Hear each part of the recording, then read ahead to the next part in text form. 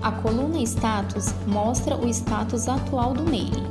O mailing pode estar em 5 status diferentes, que aparecem ao clicar no símbolo do status. São eles: disponível, finalizado, locked, novo e pausado.